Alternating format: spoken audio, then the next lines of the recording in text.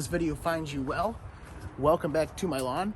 Today I'm gonna do a quick mow because it's about to get dark. I got like an hour and 5 minutes left to go.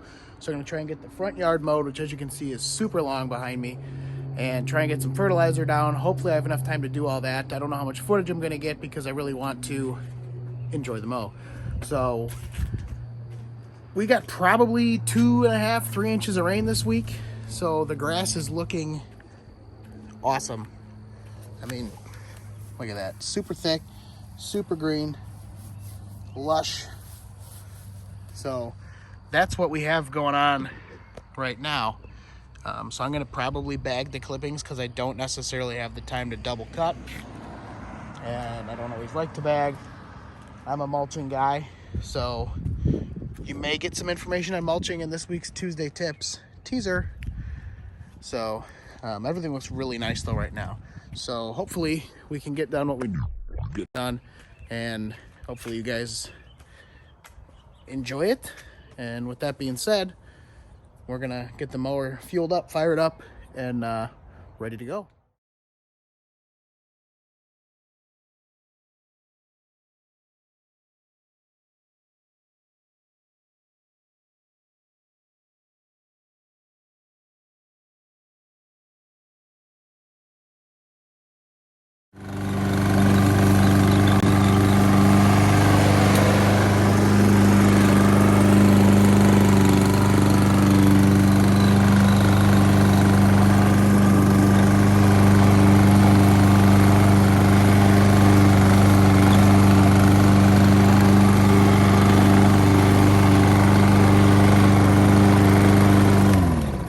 All right, so I'm gonna shut it off and stop real quick and just show you what I did there. So when you're striping, you're gonna get the best effects when the light is hitting your stripes from directly overhead and behind. So I'm mowing up and down today, so we're not gonna see them super well, but tomorrow when the sun's in the southern part of the sky and the stripes are going north and south, if you're standing here, these stripes are gonna light up like a Christmas tree. So sometimes people struggle with going around an object when they stripe. So what you wanna do is, I made my pass coming this way. I went around it, and instead of trying to shoot right back over, I just went around it again and came out a little bit wider so that I could straighten out and go right in line. So this pass was down, this pass was up, and this pass was down.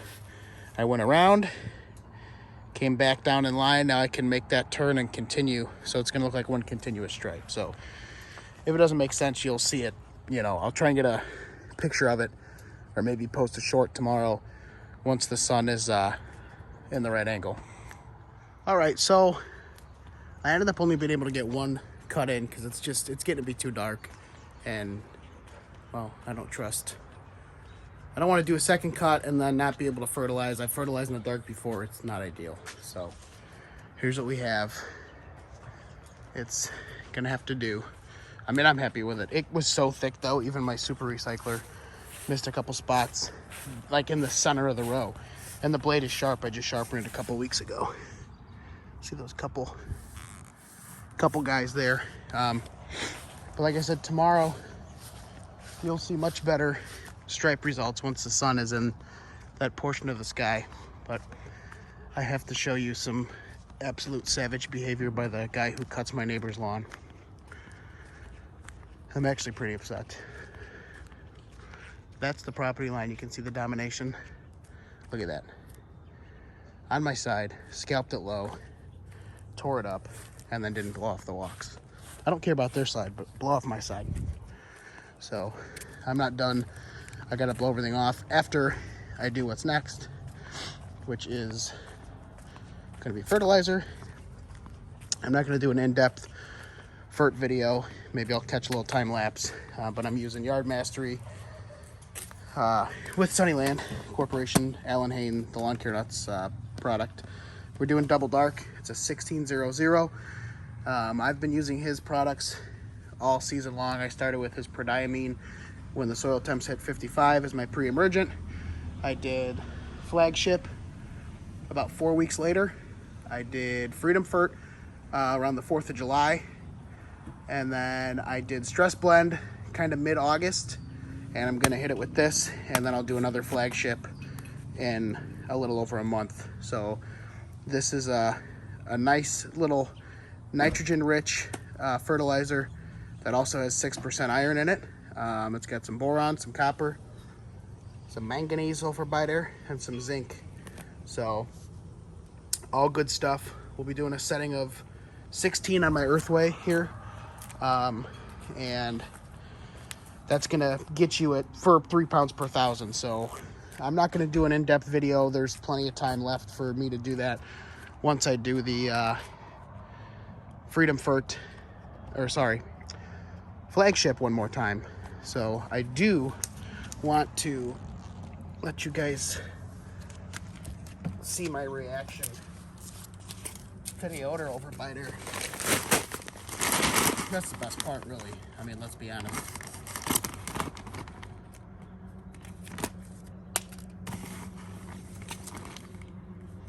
Whew. Not too bad. Smells kind of like an old couch cushion. But, so that's, we'll get you a quick look at what the prills look like.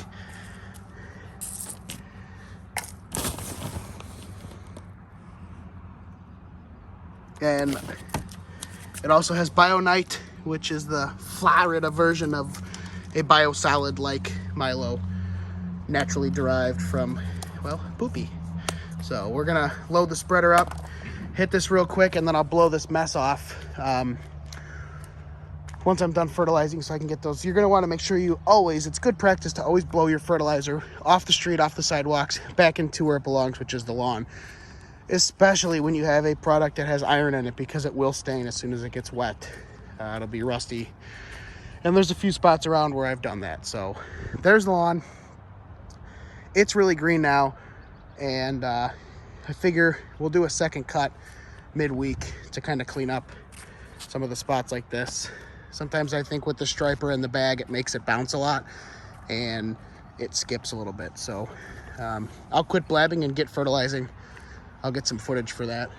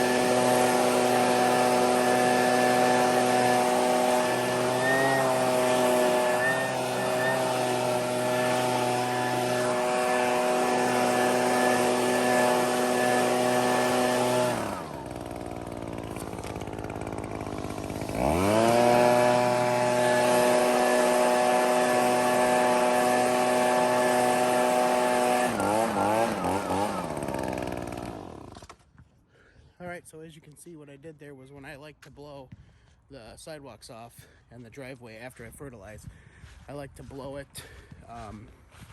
in half. So I cut the driveway in half, blow it to the lawn, cut the sidewalk in half, blow it into the lawn on each side, if that makes sense, and go from there. So that was this week's video. Wish I could have got a double cut in. We're gonna do the back sometime this week. Maybe I'll take you along for that, maybe I won't. Just keep doing what you've been doing in the lawn this time of year. And as temperatures continue to cool, right around now is when you're going to want to get some fertilizer down so you can dominate for Halloween. And then once you get into, if there's no snow on the ground, middle of November, get your winterizer down to kind of put it to bed. You're not going to get a lot of value out of that nitrogen that time, but it's going to just store it, and when it wakes up in the spring, it's going to be happy. So you want to push nitrogen hard, push growth hard in the spring and in the fall, because cool season grass kind of goes like this. Spring, it's going up. When I say up, it means it's pushing roots. Summertime, when it gets hot, you may not be getting as much water coming across, kind of plateaus, and then winter, well, fall into winter, up again to push roots.